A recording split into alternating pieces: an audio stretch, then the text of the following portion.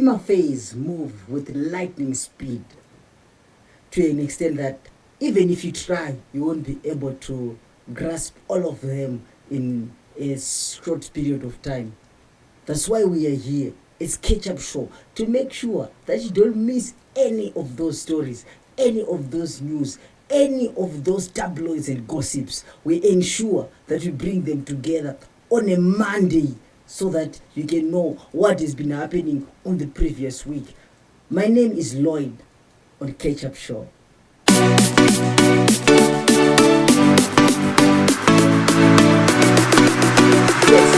Once again, like I said, my name is Lloyd. If it was your first time to come to the show, make sure that you subscribe and you like, and ensure that you share this to other people so that we grow this channel together. We are on our journey to reach 1,000. Yes, I used to have an old YouTube channel, but I disgruntled it, I destroyed it, and we said we need to start afresh. This is 2025, a year of new beginnings. We are beginning this show. Yes, we are beginning this year with a bang. We are beginning this year with Tinema Vamvam. Zimbabwe, so kana usati wasubscribe nyaya ndiyoyo unofana kungobaya chibhatani chechi kusubscribe. For your own information, subscribe mahara, azvidhure, azvitengeswe, azvibhadharwe. Ndoziva kuti mese mimi muri kuona hamusati masubscriber. Yes, on this podcast, on this show, we speak of everything. Chinechekuita nevana veZimbabwe, what has been trending, what has been on topics yachinetsa yachipisa vanhu this year, this week tinacho. On this day, on a Monday, techikuratidza zvese zvakaitika last week. Yes, we have everything on this show, including politics, check, sports, check, social media, check, entertainment, check. So hapana paunosera nezvemachechi chezvezvo tinazo zvemachechi vainetsana vairwisana vaita sei. We have the issues zviri kunetsa, vamwe vari kusungisana. We have all the issues. Tisikada kupedza nguva ngatipinde muchirongwa. First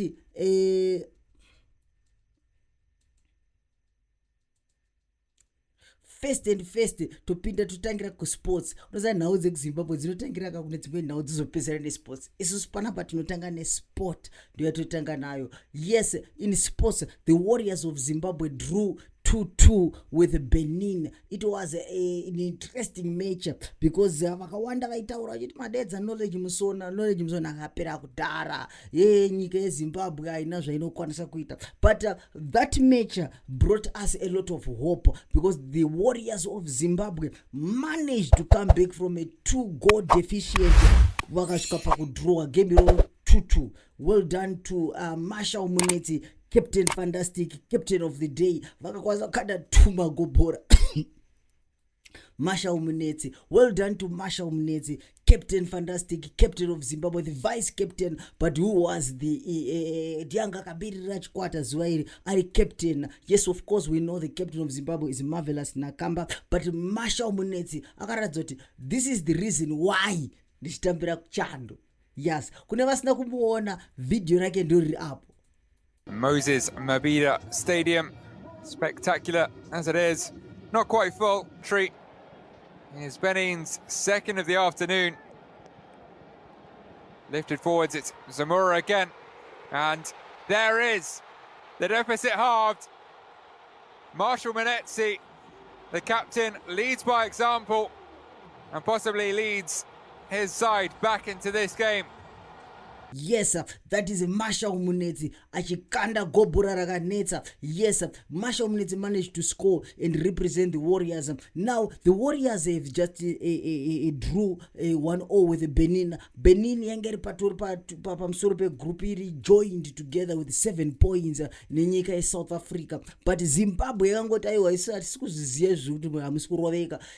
Zimbabwe managed to do us proud. Yes, it was a difficult game. It was a tough game. But Zimbabwe managed to secure a point from that draw. But it does not end there. Yes, we are going to Nigeria, to Uyo. The Warriors of Zimbabwe arrive ku Uyo in Nigeria, where they are going to meet the Super Eagles of Nigeria. Yes, ma Super Eagles vakamboita mukurumbira nekudzingisa Charles Mabika rimwe gore. I remember I was there in the National Sports Stadium of Zimbabwe. Zimbabwe yakatamba Nigeria and we were humiliated. Tichienda ku Uyo tikuenda tine kamuka revenge, ka mentality kechi revenge, ka warrior mentality, because takatsama takagumbuka. Things are not well. We need to revenge the warriors from the humility yatakaitwa nenyika in Nigeria. Ikoko tikuenda. Our main job, even if we don't qualify for the World Cup, but to qualify for the World Cup now, I think it's going to be a big task, a big job. But the World Cup qualifiers, we are playing them to ensure that we have got the nation, we restore the pride of the nation back. Tinodzorera kuti tiziota tiri maZimbabwe. Mungotijairire zvekudaro. Isusu ngatijairira zvekudaro tokuna kutsamwa. Toveta totanga kufunga toita sei. Yes, so Zimbabwe Warriors of Zimbabwe will be playing against Nigeria on Monday. We'll be playing against Nigeria on Monday. We are hoping and praying on Tuesday. My apology. Zimbabwe is going to be playing with the Super Eagles on their next encounter of the World Cup qualifiers with the Super Eagles of Nigeria. Yes, this time around, takachibata takachigwina. Our main job is Zimbabweans. I'll make sure Nigeria doesn't need to qualify. We are going to do whatever we can do. Nigeria ifano qualify. Atina basa na zokutwana na Adama Lookman, atina basa na zokutwana na Ozyman. No, we don't care. We're just going to make sure that we don't qualify. We have our own arsenal in our own camp. We've got the like of Jordan Zemura, who akakwanisa kuratidza kuti aiwa no. Guys, Zimbabwe have got talent. Jordan Zemura represented the Warriors. But tiri panawo dzema Warriors izo ungari kubvunza kuti goalkeeper munomona sei. Goalkeeper munomona sei. Because from the last podcast takambokuratidza ichi coach Nis achitaura achiti inini I back my number one goalkeeper Washington Narubi. But Washington Narubi is showing signs kuti aiwa pakana zvasvika pa grand finale pazvinhu zvikuru zvakaita saizvi chiri kutinetsa kana zvasvika pazvinhu zvikuru zvakaita saizvi, it becomes a challenge for him. But what is going to happen with the Warriors of Zimbabwe? Was it a fluke? Was it something that happened once? It will never happen. We wait to see, because the game in Uyo in Nigeria is going to be very big and is very to be intense. Kana kachka ari pajoza. Yes, still in sports, we have broken record as Zimbabweans. I said, mapanya ma record zvakaoma kudaro. Toita ma headlines, worldwide headlines. Yes, our Minister of Sports and Culture, Kesty Coventry. A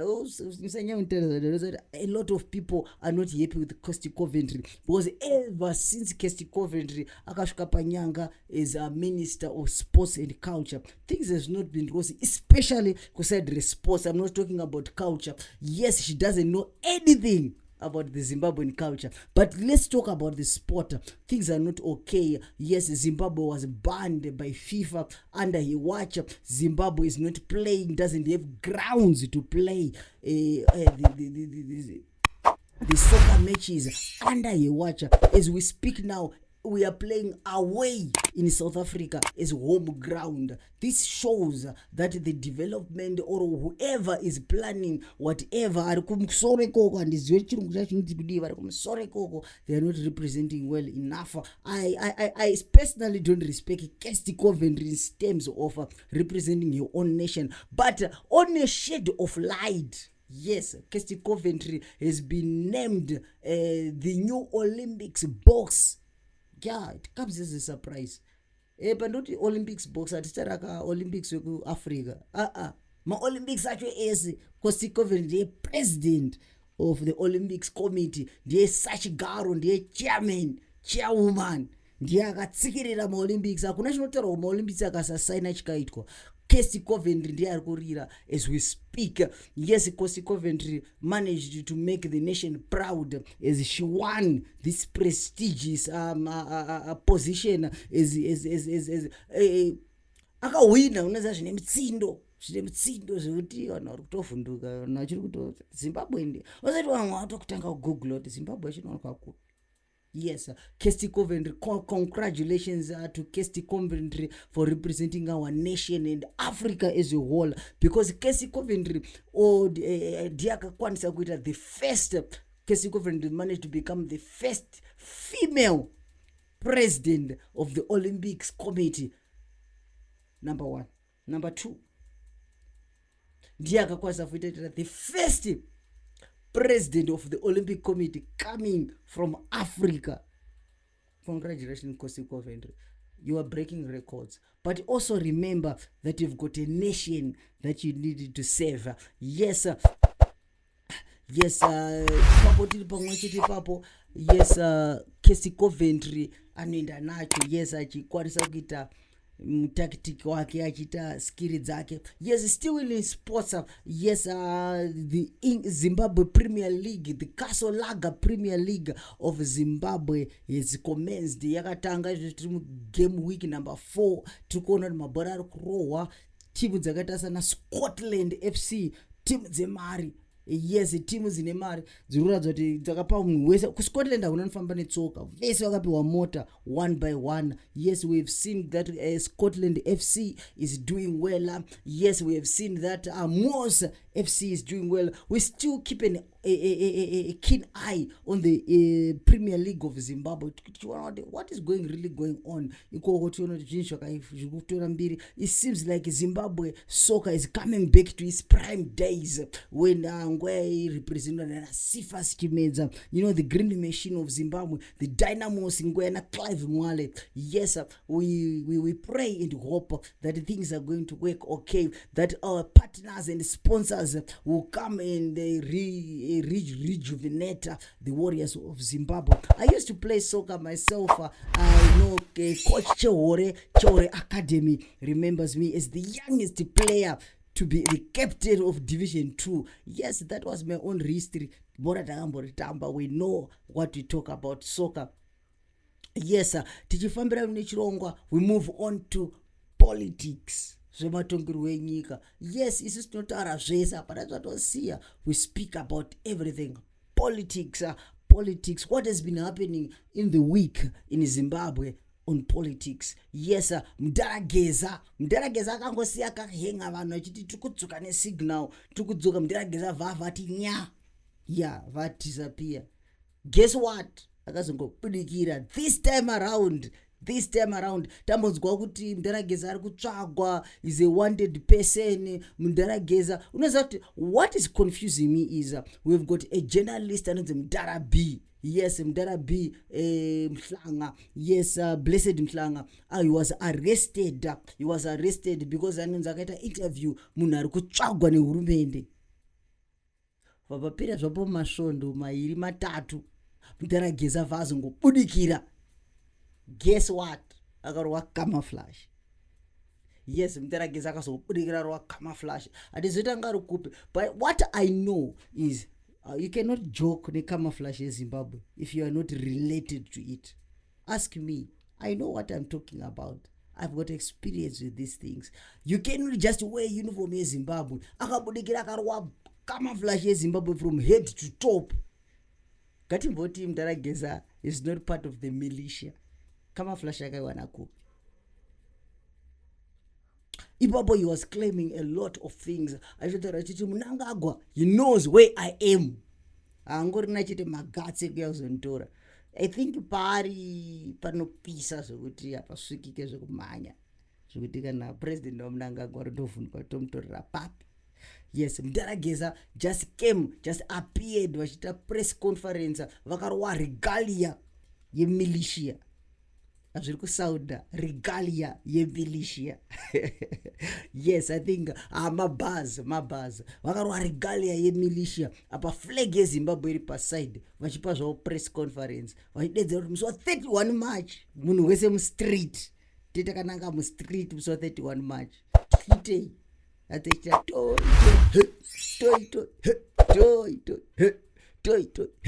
yes muri weZimbabwe Mutara Geza akangozobudikira akadzoka pachirongwa pachivhitivhiti akatoudza vanhu kuti aiwa ndiri safe handambobvira ndasungwa inini ndikutodya sadza ndichitoita tactic wangu po yes another issue on the issue of politics 31 March Zimbabwe will be demonstrating against the current government andiziwe vamwe vari kubvumirana nazvo vanenge vari mumastreets the word on the street is that the government of Zimbabwe is trying by all means kuti vamise chirongwa ichi but chinenge chitima chiri kutopisa because Zimbabwe are not happy. Zimbabweans are not jovial. Havasi kufara maZimbabweans zvinhu hazvisi kuitika zvakanaka. Zimbabwe tikaenda kubhora, Zimbabwe iri kutambira kudzimwe nyika. Things are not working okay. Kumari vana mari zvinhu zviri kudhakwa, mabasa vana mabasa, vane madegree vakarara kudzimba. So things are happening, a lot of things, bad things are happening for Zimbabwe. So people are going to take it to the streets and they are going to protest as they are zvinotobvumirwa kuma-rights avo kuti munogona kungonomarcha is part of the constitution of Zimbabwe that we are allowed, people are allowed to go and march.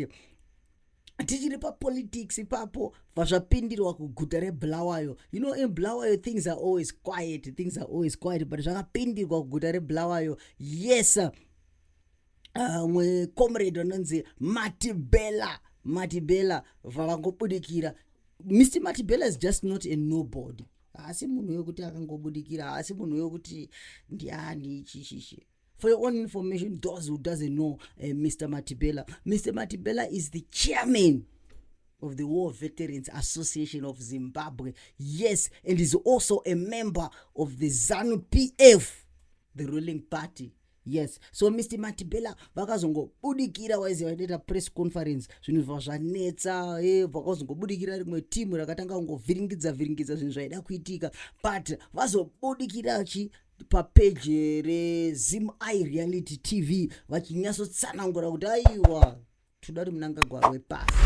Mnangagwa should go. The War Veterans Association of Zimbabwe have all agreed that the time for Mnangagwa is due. He should leave office because he is not performing, he is not meeting the standards that are expected from a president of a nation. Yes, Mnangagwa. My war veterans, not me. My war veterans, they are saying, we are tired. Taneta newe Mnangagwa. It's time for you to say goodbye to the office. Yes, Mr. Matibela representing the war veterans, especially from Bulawayo and Matibeleland. We are tired of you, Mr. Mnangagwa. It's your time to go. Yes, ipapo vavabvunzwa mubvunzo wanga wakakosha. I think mubvunzo wanga wakakosha. Wabvunzwa kuti Zimai TV wabvunzwa kuti ko imimi munofunga kuti kudii, are you together nemuchinda anonzi Bombshell Geza? Vakapindura vakati it's not just a good question kuti mubvunza tritese. Bombshell Geza titori tese tukutowirirana. So what I can tell you is Bombshell Geza representing the war vets in the Mashonaland and Matibela representing the war vets from Matibeleland. Chakachaya. Vanhu vese vari kuti Tabo President Tabo. Dai mambo titiro nyasha mambo suduruka. Yeah, boys, I think Tabo. That has been the politics of the week. Tichipinda mu social media ndo yatopedzisira kabosi we social media ndo yakatokoshera kudarika zvinhu zvese. Yes, the social media has had a lot of fair noise. Yeah, kwakuchipisa this week chakachaya baba chachichibvira kwakuchida mabviravira kwakune mabviravira. Yes, DJ Olla was a top topic. Don't watch a piece of Zimbabwe this time because DJ Olla managed to have an interview with Mujaya Holiten. Oyo. Don't go there. What is this? Jita nichi basic. Waone pa wakazvita.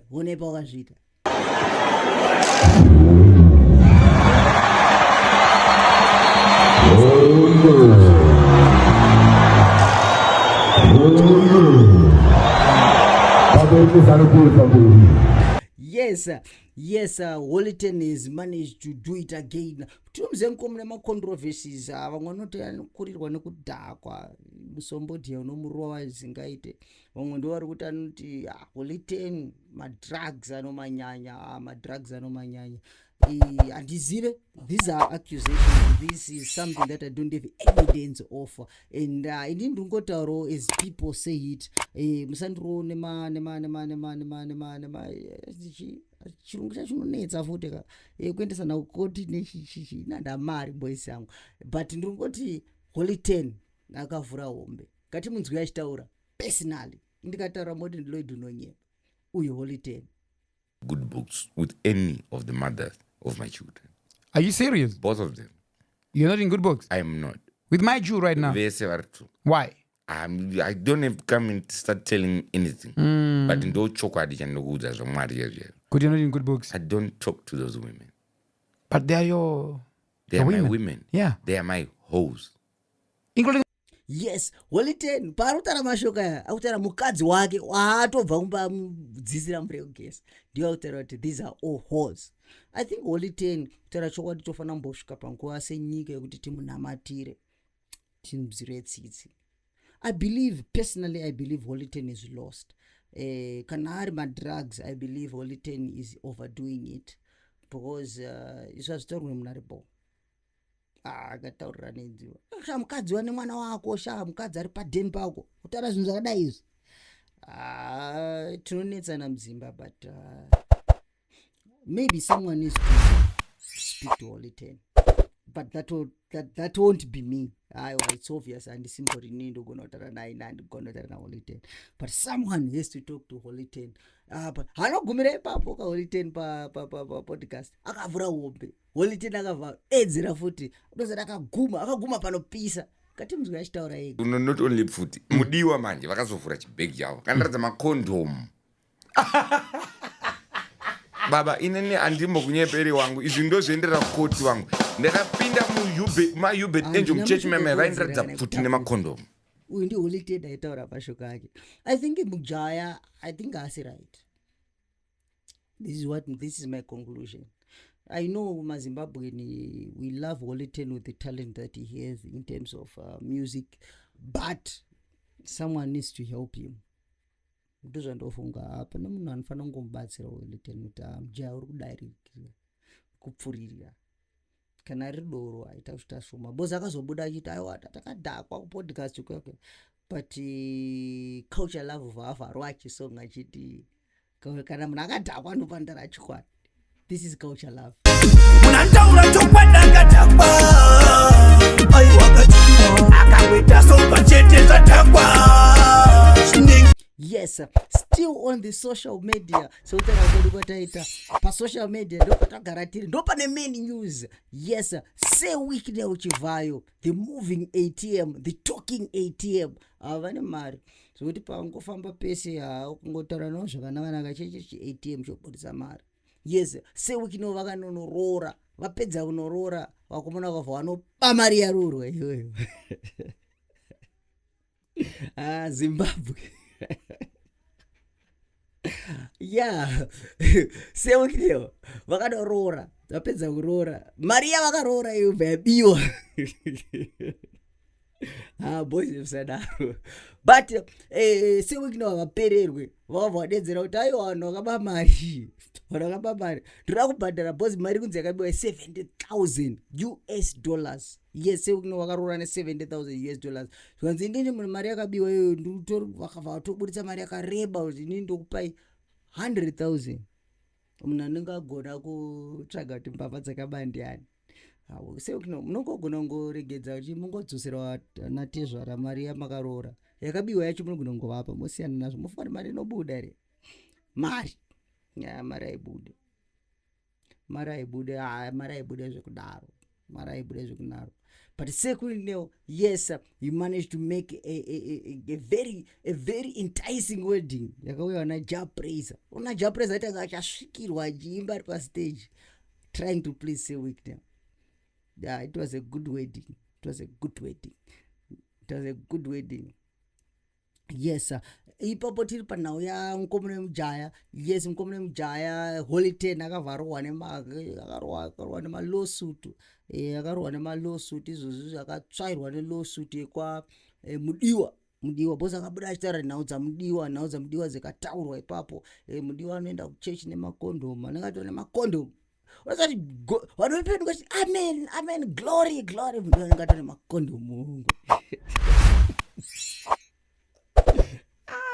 boys zangu walite ndambobvunza ari walite ari boboye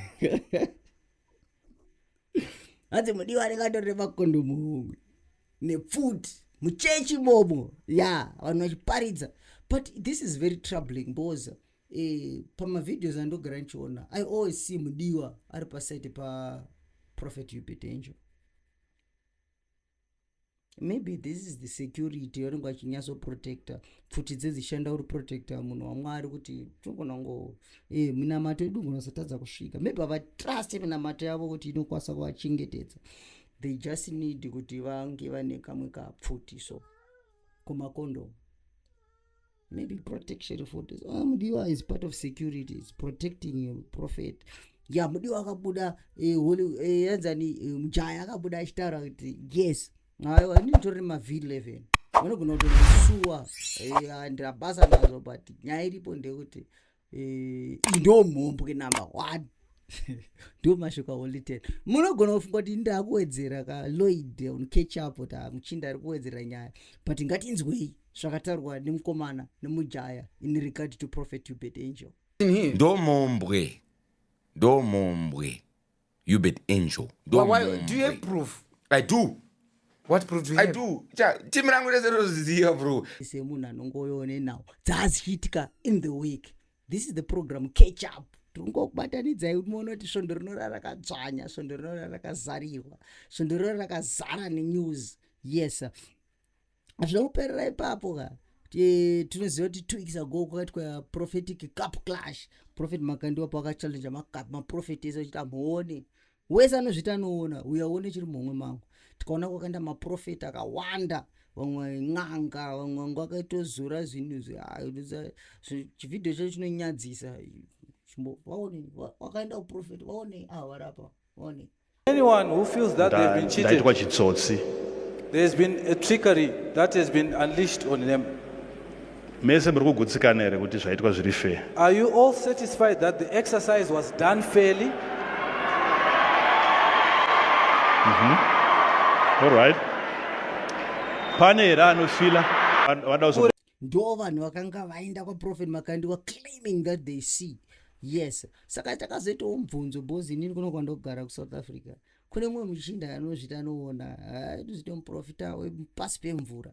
Vanhu vari kutaura zvekuti muchinda anoona ndakazonomutsvaga. Ndikati aiwa kamukuru.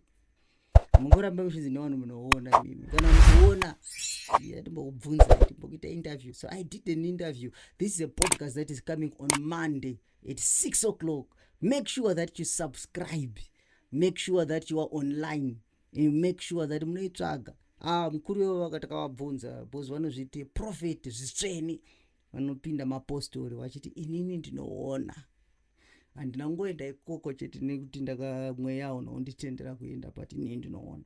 Saka prophet zvisveni vakabvuma kuti ivo vanoona vakachallenge Makandiwa vane mashoko vakataura vachichallenja Prophet Makandiwa vakafumura vamwe maprofita enhema vakatodaudza kuti Makandiwa wacho ndeprofita enhema futi vane proof vakatonogona kuzviprova pamweya vanogona kuzviprova panyama vanawo maproof kuti Prophet Makandiwa is not a true prophet.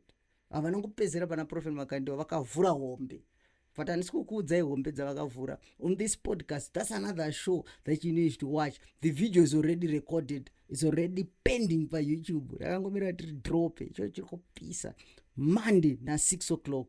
That video will be premiering. Saka tirongoti ngatiende tese takananga kuYouTube tinoona video rakanzi kudii nemuprofita weKalinin. Yes sir. tisati avhara chirongwa. Yes, of course, this show was being sponsored nanaSawero weZebra Media Solutions. Yes, haidzi shasha dzikana mune zvinhu zvakaita semichato, mune mapati, maweddings, vakomana vacho makamera vanawo, ma4K kamera, ma8K kamera, ndakamaona nemaziso angu, ndakamaona. Tinoshandidzana navo vakomana veZebra Media Solution. Iyo kamera ndikutoshandisa panapa, ndo vakandikweretesa. Yes, toshandidzana navo. Kana mune zvamunoda kubvunza, munofondera CEO wavo weZebra Media Solutions, anonzi Elina Ndlovu, ndiye CEO wavo weZebra Media Solutions. Kamuchida kuwabata, vanoita mabasa akawanda, vanogadzira makapu, vanoprinta ma-t-shirt, vanoita anything to do with media. Ndo vakatoti kapu yamuri kuona iri apa. Yes, kapu ndo yakanaka yakanzi the catch-up show with Lloyd, ine mufananidzo wangu rapo. Yes, nhasi ndikati ndopfeka t-shirt iyo necape iyoyo because they are making a good things. Ndo vane mapictures mamwe muri kuona izvozvo ari kubuda pascreen. Yes, vanoita basa rakanaka. Kamuda kugadzirwa ma-t-shirt, muda kugadzirwa macape, muda kugadzirwa macompany regalia, branding, vanoita dzese dzemota. They do everything. Number dzavo ndo dziri pascreen. The company is called Zebra Media Solutions. Yes, kamuda kuwabata pa email, vanobatika pa number pa email, vanobatika pa email inonzi zebramediasolutions@gmail.com, kana kuti pa number dzefoni dzinoti 061 886 8182. ndo namba dzavo. Vanobatika zvakanaka. Mukango tactic wamunoda kuita, mune mavideo munoda kuita, kwafiwa munoda kuti zvinhu izvo murambe muchizvirangarira, vabatei. Munobata anonzi Elina Ndlovu, ndiye anoita nganotaura nevanhu, mukadzi anogona kutaura zveshuwa, mukataura naye ende anonzwisisa, anogona kunegotiate nemi pamaprizes. Yes, ndo vanga vachiti sponsor chirongwa chedu chanhasi. Thank you very much Zebra Media for sponsoring us. Ndichitasatapedza chirongwa, maybe just know that makapu aya akaita seaya tinenge tichimagovera vanhu. Yes, we are going to select random people vanenge vaisa macomments, vanenge vakomenda comment section, vanenge vakomenda mucomment section. Techingokutora every week we are going to be giving out one of these mugs courtesy of Zebra Media Solutions. Courtesy of Zebra Media Solutions, we'll be giving out these mugs to lucky vanhu vangokomenda. Kungonyora chete kana wasubscribe over ngonyora chete kungoisa comment yako yakashata kana yakanaka kuti amuri kugona basa, muri kutadza basa, wedzere pakati chakati.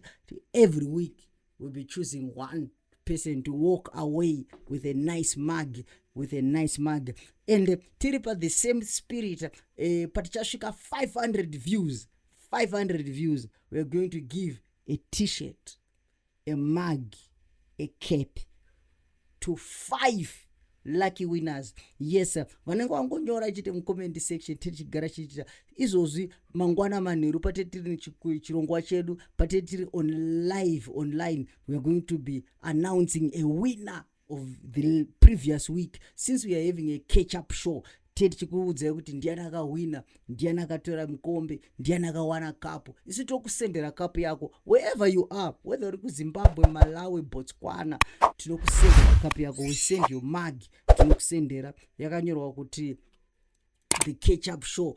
This is a very high quality print irapa. Haibve, haidzimike. Ndanombotraya kwiza but ndaona kuti haibve, vanorwa basa nemazvo. Yes, this has been the week with Lloyd. Let's meet again next Monday on the catch-up show with your own Lloyd. Peace.